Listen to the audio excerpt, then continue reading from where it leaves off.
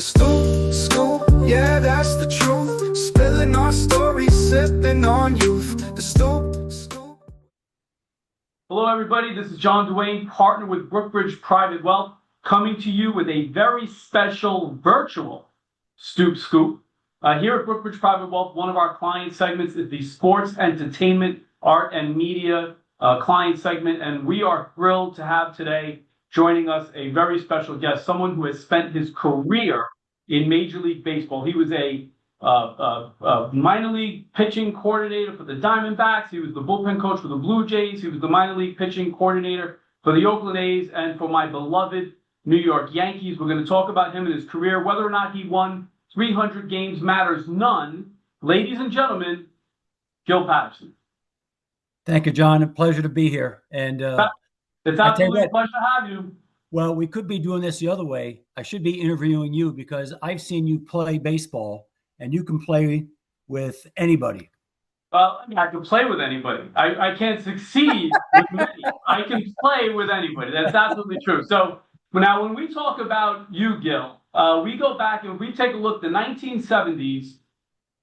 I should leave it there for a second, but the 1970s, right? You are one of the, if not the premier pitching prospects in baseball. You're a four-time first-round pick, twice in 1974, twice in 1975. And we'll talk about your career, but just in terms of how good you were back in the 1970s, using the rudimentary techniques of the day, tell everyone how good you were. Well, I was drafted out of high school as well. In those days, you had 50 rounds. I was drafted in the 38th round by the Cardinals as an outfielder. And they offered me enough money I could buy a Whopper, Coke, and Fry. And my mother, who raised 5 boys and a girl all by herself, said, "You're going to school." So I went to Dade South, a community college. And like you said, back in those days, they had the drafts every January and June. And I was fortunate enough to get drafted by the Padres in the first round, the Astros, the Dodgers. And then I kept waiting and praying for finally the Yankees, and the Yankees finally drafted me in June of 75, and I signed. They had some techniques back then to determine how fast a person threw. Why don't you give us a synopsis of your throwing skills? Well, it was the late 70s. So, I think everyone remembers when Bob Feller, they tried to time his fastball, and they set a motorcycle, and he threw a ball against a motorcycle. I did one maybe just a notch below Mr. Feller, and I threw a ball through a car wash, and it didn't get wet. So that's how fast I threw, John. Okay, now I should let everybody know that I had 2 special tokens of appreciation for this particular Stoop Scoop. I have my ball and glove and my 1977 World Series ring. Gil, I think you have the real thing, if I'm not mistaken. Yes, John, I do. And these fantasy camps that you and I both go to, and again, that's when I recognized your talent. They also give rings. This past November, the Bambinos actually won the championship. And it's interesting that the fantasy camp ring is actually bigger than the 1977. Right, now, again, everybody, when he says my talent, he's not necessarily referring to baseball. I have a variety of them, and he's not talking about that. So, Gil, let's talk serious for a second. When we take a look back, we know through the annals of history, you didn't win 300 games. You were a hot prospect. You had an arm injury, and you did have a career in baseball. But that's not the story that I want to talk about. The reality is that, and I've always said this to you, just the fact that you pitched in a Major League Baseball game makes you better. I had originally said than 99.99%, but when you look at the numbers, it is just the absolute echelon of athletes that make it to Major League Baseball. And to me, the fact that you had a career in it is one thing, but it's a celebration of the fact that you got there, making you better than just about anybody who's ever thrown a ball on any level. Yeah, and that gives us that didn't have the Hall of Fame careers, I think, a little bit of peace. I mean, I was fortunate enough, as you mentioned, I think earlier, that I started coaching after I had the 8 surgeries, and started coaching about 1990 and just retired October 31st of 24. So almost 45 years of coaching to stay in a game that you love, because we all love baseball, or the people that do love baseball are so fortunate to stay in it. I would like to stay in it longer as a player, but you're right. When I had players that I had to release, John, I would tell them the same thing that you just kind of told me. I was still extremely fortunate. And even the guys that play in high school, some people never play in high school, but they still loved it, and then you take it another step to college and then pro baseball. And then eventually, like you mentioned, the big leagues. And yeah, go ahead, John. Because you and I didn't plan this out, but I actually went and looked at the numbers. So there is about, at any one point in time, about 2 million kids playing Little League. About 500,000 of them go on to play high school baseball. About 12,000 go on to college baseball. About 6,000 minor league baseball. And then back when you were doing it, from about 6,000 in the minor leagues to about 700 in Major League Baseball. That's how the rarefied the air gets to get from there and up. Yeah. Heck, I might just start telling people I was a lot better than I really was. Really was. But no, you're right. It's a truly a blessing and a gift to be able to do that.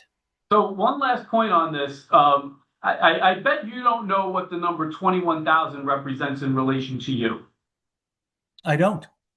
So based on my research, going back to 1876, there have been, out of about 300 to 350 million men in America, only 21,022 ever played Major League Baseball.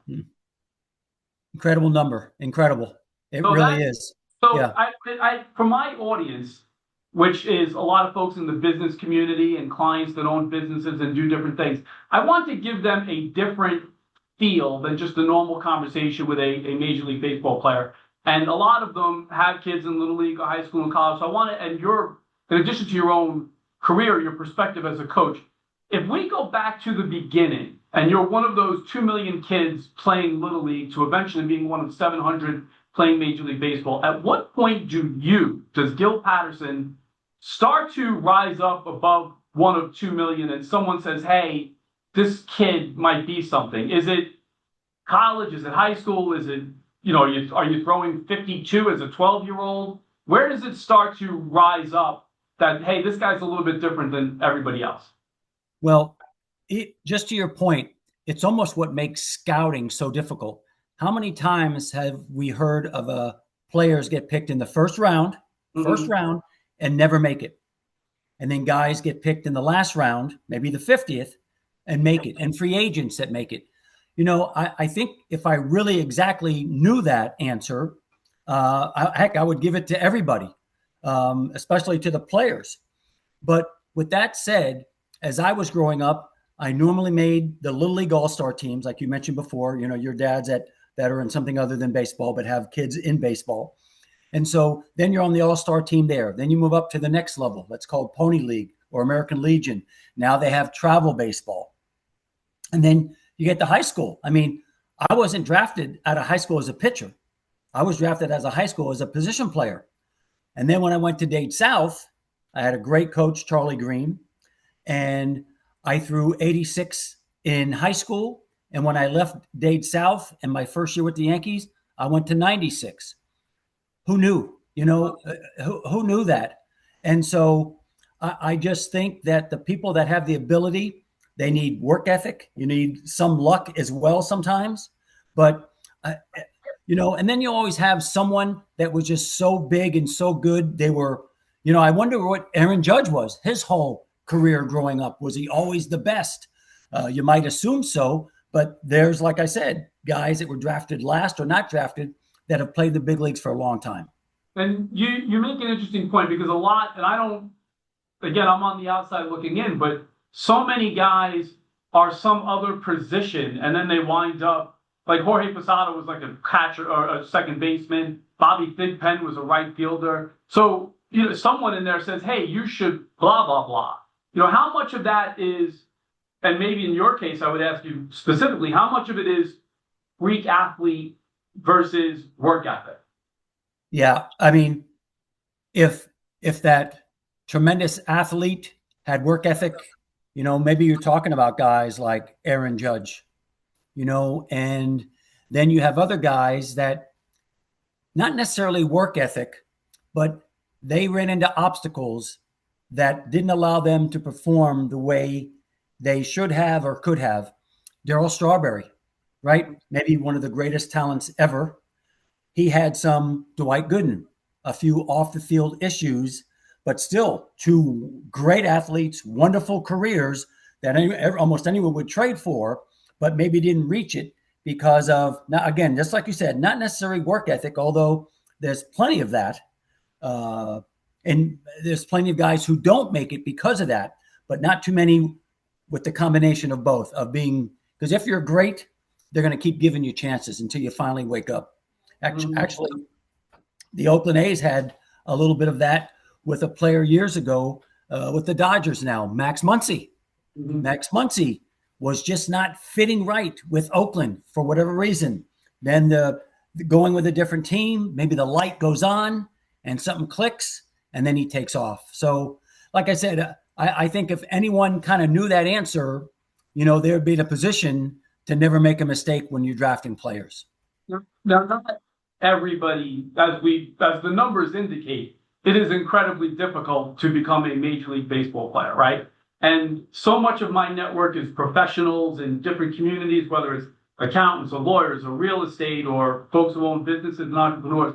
What is the takeaway, the lesson of going from here to here, freak athlete, work ethic, that the business community can take in to allow themselves to excel and be the best version of themselves? It's not going to be being a major league pitcher, but just being the best version of, like me. There's nothing I could do to throw a ball 94, but I can continue to try to be the best wealth manager that I can for my firm and for my clients. What's the takeaway for the community?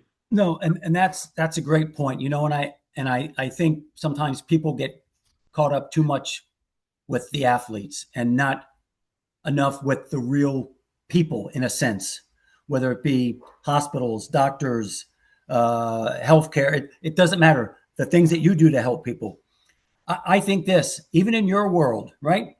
Just because maybe you graduated from Harvard doesn't always mean you're going to be the best for a company. Yeah. For whatever different reasons, and this is just where in the business world, and even in baseball, it's usually all about money. And maybe the times where, let's say you have someone that works underneath you, but you see something special in him. Maybe he wasn't the top of the class, but he cares about people. He helps people. He's honest. He does the right thing, does it with integrity, does it with character. When messes up, says, yeah, I screwed that up, John. And it's like, hey, when you do 10 things and 9 things right, I'm not going to bust you on the one thing wrong. But if it's 5 and 5, you might say, hey, Gil, you got to turn it up a notch and maybe tell me or explain to me maybe how I can get better. Because that was always, as a coach, my world. How can I help people get better? And maybe it's the same in yours. How can you help people underneath you get better? And the more you do that to help them, the more they end up helping you in the company and people. So we're going to get into your coaching career, but one quick thing before we leave your playing career. So it's the late 1970s, and the Yankees have a hot right-hander in Gil Patterson and a hot, not necessarily young, but a hot left-hander in Ron Guidry. And do they have visions of a righty-lefty duo of Patterson and Guidry taking them into the 80s back then? Well, I'm sure they did. I think some people might know this and some might not. After the 1976 World Series that Cincinnati beat the Red Sox, I'm not sure if Tony Perez was the MVP or not. That was 75. 76. Okay, there you go. Thank you. I was just testing you. I wanted to see if you caught that, and right. You did. Kudos. But after that season, Tony Perez was offered straight up for me in a trade, and the Yankees said, no, we're not trading Gil Patterson. And I was a 20-year-old. I was 9-2 in Double-A with back-to-back shutouts, including a no-hitter. Then I went to 9-2 with Bobby Cox in Triple-A and was 9-2 there. So as an 18-year-old, you're right. I won 18 games in the minor leagues, which doesn't happen, and lost 4. And then I was sent to winter ball, was 5-3 for Bobby Cox before the arm blew and all the surgeries. But My point to you is you're right. Can you imagine Gator and I pitching together? All right. He went 16-7. When I got hurt that year in 77, he took my spot. He went 16-7. Then the next year he went 25-3. Imagine if I just would have won 20, would have been 45 wins by two guys. But as you said, and again, full disclosure, an absolute career in Major League Baseball. Let's talk about that. As I always say, I am a huge baseball fan, but baseball, until I really got to start to know you and know some of the guys, was this thing that I put on Channel 7 and I watch it. And as I talk to you and some of the other guys that we meet at fantasy camp, I go to Yankee fantasy camp every year, you start to understand that Major League Baseball is the place where you go to work, right? And that's your work office. And so there are all kinds of things going on that we as consumers and fans of baseball don't see. And give my viewers a little bit of a sense of like what some of that behind the scenes, going to work, coworkers, experience is like. Yeah, it's at sometimes I think the fans sometimes at home, although a lot of fans go for BP, so they do know for a 7:00 game what time the players are coming in. A lot of them get there at 12 and 1 o'clock. They go with their hitting and pitching coaches, infield and outfield coaches for respective critiques from the night before's game. Guys have early work, whether it be pitching, infield, outfield, hitting. So it is constant in that clubhouse. It's not like you just show up for a 7:00 game at 6:30. It's a grind. It is a grind between that. You play Boston at night on a Sunday night, and maybe you got to fly to California. It's a grind. Now you do have the planes that you go right. You don't ever see your stuff, right? The clubhouse guys pack up your bags, all right? When you brought your luggage to the ballpark, you just gave it to the clubhouse guy. You didn't see it again until it was in your room, at a Marriott, special Marriott. And so you didn't see it. You pull up on the team bus. Everyone's got their own seat. You get off on the tarmac. You walk right on the jet. You get any type of food you want. You get on the plane. I mean, it's a tough life, John. It's a tough life over here, huh? But sometimes they're out of the Don Perignon, and you have to settle for, Cristal or something. Yes. I get it. Yes, but and then you get to the ballpark, like I said, and it is all. I think all, if not most, all players feel very thankful that they're there. It provides them sometimes a financial help for their families, and a lot of them have the same off the field issues that almost all of us have, business world and not police. It's by being in the major leagues and making money doesn't give you a free get out of jail card in a sense. Right. You're not home with your kids on their birthday. You can't take care of your wife when she's sick because you're away for a 10-day road series. It's not, it's tremendous. Don't get me wrong. And actually some people give it up to be home more. Most of those are probably minor league coaches in a sense, or they could have played more in the big leagues, but no, my family comes first. And so there is a little bit of a balance, and the balance goes a little bit maybe more because you're playing a game you love and making some money, but there's some things you lose out on, or quite a bit. Now, you talked a little bit about coaching, and I want to, again, for my audience, think of it in terms of how they can draw a lesson from it. You go from being a competitor, a straight competitor, to I'm going to put words in your mouth. How can I get the best out of this guy? And now you have an organization of guys that you're trying to get the best out of. Tell me the mentality that goes into that. Yeah, the biggest thing that I think I've learned, especially originally, because when I first started coaching, Mr. Steinbrenner said I had a job for the rest of my life because of the injuries. So I had Al Leiter and Jeff Prees and Oni to New York. And because of my injuries and surgeries and rehab, I was able to help them through 2 or 3 starts, and because they were in pain. I showed them arm exercises and it helped, and they were able to pitch 3 or 4 more games before it finally got too bad that I said they can't pitch, and they didn't, which is why I was let go and not hired back, because I told them they're not pitching.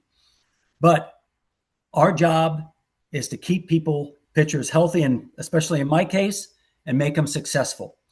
And what happens at times is that if they don't listen to you right away, you say, okay, John, you do it your way. I'm in your corner. If it works, it's golden. If it doesn't work, you'd say, Gil, all right, I should listen to you 3 starts ago. What do you got? But the biggest thing is, what can I do to help you? How can I help you? And then together, you figure out a game plan for each guy that helps them stay healthy and have some success.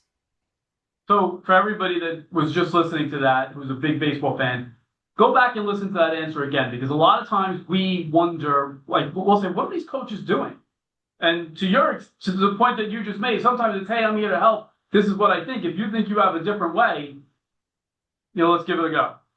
Absolutely. And again, as opposed to saying, John, you're never going to make it if you don't listen to me. What type of coaching is that? What type of mentoring is that? There's, of course, we got to draw our line in the sand sometimes. There is. You can't let whoever get away with everything and anything. But there's that line. But when the guys know you have their back, they buy in. They buy in. I like it. So while you're taking a sip of water, you coached some amazing talents, some Hall of Fame talents. Just give me a little bit on each one. I'm not going to ask you to go too depth into it because I want to watch the time. But Doc Holliday was somebody that you had some experience with. Yeah, well, I was going to start with Al Leiter, because to this day, he's been just a great resource, and he never forgot the time and effort I spent with him. And not all guys are like that. Not all. Probably some are, but Al certainly was. And even to this day, sometimes still sings my praises on the network. But Roy Halladay, I had him in Toronto when I was in the big leagues there, 1, 2, 3, and 4. And here's a man drafted in the first round, $4 million. 4 years later, getting sent down to A-ball from the big leagues, throwing 100. They hit the ball off him like it was soft toss. All right. So 2 things that helped him. We changed his delivery to a lower arm angle, created a sinker, added a cutter, curveball he always had. More importantly was the mental side. He always allowed someone else to make him feel bad. If he gave up a hit, he would look in the dugout and he would see the manager with their head down. So, I would tell Doc, shame on you for letting someone else do that to you. No. So he got in touch with someone that worked with me, with Oakland, with the Blue Jays, Harvey Dorfman, who has since passed, but has helped thousands of position players and pitchers. And in a nutshell, it was, I guess, 2 things, John. Whatever happens, deal with it like a man. Deal with it the right way. And second, it's 1 pitch at a time. Don't let anything else affect you other than making the next pitch. That's the most important pitch in the game, is the next one. It doesn't matter. Go ahead, John. I see you reaching out. That's a lesson for the business community right there. Yeah, I could see that. I really could. And it does, just like we said before, I screw up in one little project or one day. It's like, okay, learn from it. What can I learn? And then get a little bit better the next day. And that's what Harvey and Doc and the successful pitchers are able to do, is let it go, get it out so they can think clearly and focus on the task at hand, which in our cases is making a pitch. In business world, it might be something else. But again, your mind is clear to stay focused on that task. Your thoughts on the great Mariano Rivera? Yeah. I taught him his cut. No, I didn't. I'm playing. I was going to let you say it. No, it's funny. As the story went, he threw it and the ball kept cutting. And then everyone kept trying to get it to go straight. And all of a sudden he's breaking every bat he faces, it's like, okay, let's just keep throwing it. You know, the thing that people didn't know is he could throw a sinker almost as good as anybody in baseball as well. Is And that yeah? also, And no, he but wouldn't throw a changeup in the game either. no, but he had it in his back pocket. And over the years, uh, we could probably find a few, but I remember a couple right-hand hitters, Ed Sprague, who was with me with Oakland. He would say he threw him a cutter, and he hit a double to right field. Next time up, a buzzsaw sinker on his fist. And so Mariano was, I mean, that's why he is the best of all time. You know, that's why. Unquestionably, a little bit of a word association. You've come across some great Yankees and some great ball players. Just these are just some quick hits. Thurman Munson. You'd want him over your house for dinner. One of the greatest teammates you could ever ask for. And him and Catfish, that, you know, when you talked earlier about the thing I think that most, and I'm sorry to go off track, Correct. the thing that maybe most players miss is just like when we're together in the clubhouse at fantasy camp, we miss that. And can you imagine being around the same group of guys for 6 months? Now, yeah, a couple you might want to punch in the face. And actually the 77 Yankees did get in a couple brouhahas, but that relationship is what guys really miss. And Thurman and Catfish would go. Here, too, I know Thurman's not in the Hall of Fame, arguably should be, but these guys would go after each other. They would. Catfish would tell Thurman, or Thurman would tell Catfish, you know why you don't know the outfielder's face is every time you take a pitch, when you look back, you're just seeing their numbers run back to the wall. Here's a guy. You know, we're not setting this up, but the next name on my list was Reggie Jackson. Who's the next name on your list? Yeah. No, I tell you what, he was very kind to a few people. He rubbed most people the wrong way, right? He didn't need to tell you how good he was, although he would, but he didn't need to because he was one of the best baseball players of all time. Clutch situations. On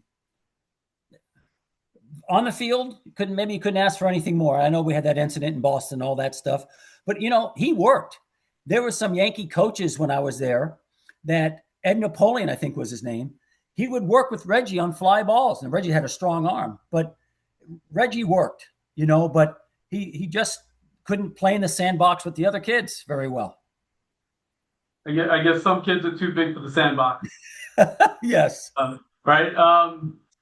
Did you have any? I know again you're on the pitching side, but did you have any interactions with Derek Jeter? Not really too much, other than me working some spring trainings when Brian Cashman hired me. I think Billy Beane and Brian Cashman, they had a bet. Whoever lost got me for 3 or 4 years, because over about a 20-year period, I was 4 with the Yankees, 5 with Oakland, 3 with the Yankees, 8 with Oakland. And so when I went back to Oakland once, that's when they signed Clemens and Pettit. And they came down to where I was. Cashman made me the rehab guy because my son had Tourette's and I couldn't leave. So he was nice enough to create that position for me. And so they were there, and sometimes G would come in for early spring trainings and things like that. But I just know this, talking to Andy, because I asked him some baseball questions, even about the mental side, but he always thought he was first class. And, you know, and I mean, to do what he did all those years, you could certainly see it from the outside. You know, it's just like we talked. What did you ever hear bad about him off the field, you know? And whether he kept it secret or not, if he did, well, good for him. But that's the way it should be. For those of you at home who don't know, my son's name is Derek. So you can kind of see where Jeter is in the pantheon of things for me. I will insist that my first grandson be named Gil, though. So full disclosure. All right. So, Gil, thank you for the background. In the interest of time, I want to make sure that we learn everything that there is to know about you. We are going to do the BrookBridge Stoop Scoop. That is 11 questions that's designed to find out everything about you that didn't come across in the interview. Just give it to us straight off the top of your head. Are you ready to take the BrookBridge Stoop Scoop? Yes, I am. All right. I get a handicap though. Handicap. You get a pat on the back, which will be self-administered. Okay. This is going to be hard for you. Gil, the first question is going to be hard for you. Number one, who is the most famous person you ever met? John Dwayne. Question number two, if you could have dinner with any three people, past or present, who would they be? Babe Ruth, Abraham Lincoln, Margaret Thatcher. I love it. I love it. Okay, and what a great conversation it would be. Note that. Yeah, I would probably add a lot to that conversation, wouldn't I? Right, you'll be kind of just watching. Question number three, what is your favorite thing about your career in Major League Baseball? I think that I was able just to stay in the game, John, from signing in 1975 to retiring in 2024. I think just staying in the game, because I didn't have okay, the floor doesn't go, the elevator doesn't go to the top floor. All right. But I tell you what, you want your floor clean, it would be spotless. You want something done, I'm going to make sure it's done right. But I wasn't the sharpest knife in the drawer, but I care. I care.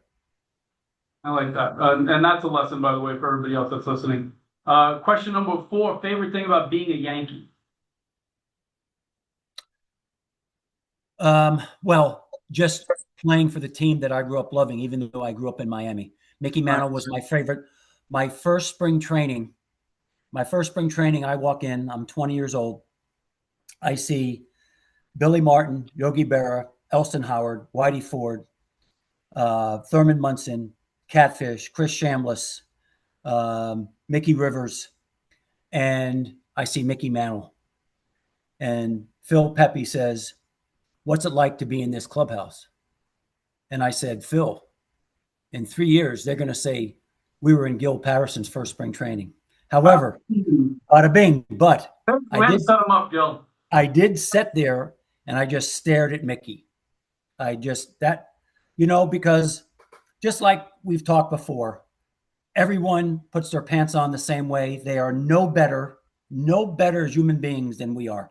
I don't care how much money you make. I do care about this. How many people you help. How many people you help, you're better than me. But I just sat there and was like, shit. Oh, shoot. That's Mickey Mantle. All right, you can do it. Yeah. And then they called the police. Next question, real quick, beaches or museums? Beaches. I know, I knew that. Very quick, favorite movie of all time? The Natural. Oh, that's excellent and timely with the passing of Robert Redford. Favorite music artist of all time, and I swear I figure you're going to say Jimmy Buffett because you just strike me as that. But okay, this is going to sound sour grapes. Uh-oh. I don't know where he's going with this. God. I sometimes I would like to have a crystal ball or to ask God, send me an email and tell me what my record would have been. Right. I really missed not knowing what I might have been. You know, I think I told you, Ron Guidry said to me once, or in a Yankeeography, we only wish we had Gil Patterson's talent. Strasburg pitched on ESPN one night, his opening game, and Rick Sutcliffe, who pitched against me in West Haven in 1976, they asked him if this was the best prospect he'd ever seen, Strasburg. And he says, "Oh, no, I saw Gil Patterson pitch in West Haven." And Carl Yastrzemski said once, Gil Patterson's is the best young pitcher I've ever seen. So it's crazy that they have footage of Babe Ruth hitting home runs, but they don't have one pitch of Gil Patterson in 1977. So, you know, I kind of tease, but I really wish, John, that and what happened, every series we won, guess what song always played? Every series the Yankees won, and they won every series we played. Guess what was playing on the plane in the clubhouse? Jimmy Buffett, Margaritaville. So I hate Margaritaville. It's around there. So yeah. Who's your favorite? Quick. Well, I have Led Zeppelin. Okay, Led Zeppelin. All right, there we go. I'm going to jump right to the end. Gil Patterson, just in the interest of time, your life philosophy in one sentence. Four words. And I've lived these four my whole life, especially with my sons. I had one son die of fentanyl heroin overdose. Love God, love people. That's it. Those four. Love God, love people. And with my kids, of course, I would say, be able to take care of yourself when I'm gone. But John, it's love God, love people. And that's what I think I've been since the 21 years old, since I got hurt and had the surgeries. That's when I just tried to love God and love people and recognize that it was not always about me. And just getting back and getting hurt and getting back to the big leagues. Just love God, love people, John. Folks, I usually say something punchy and kind of witty and quirky to wrap it up, but I think that sums it up absolutely great. Gil, thank you absolutely so much for your time. Your story is amazing. I hope that my audience got something out of it. By the way, because my production team is wrapping me up, if anybody wants access to Gil, if they have your son or grandson or anybody that's throwing a baseball or wants to know anything about that, or advice from a pitching coach, reach out to me. Gil is happy to just give his time. He's not even looking for any financial reward for doing it. So reach out to me directly. John Dwayne, partner with BrookBridge Private Wealth. Gil Patterson, New York Yankee legend. Thank you so much, Gil. Thank you so much, everybody for joining us. See you next time on The Stoop.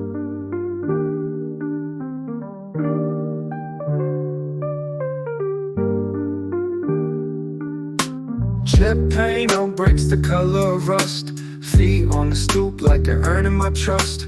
Sun dips slow like it's got nowhere to be. We're swapping tall tales under this old oak tree. The stoop, scoop, yeah, that's the truth. Spilling our stories, sipping on you.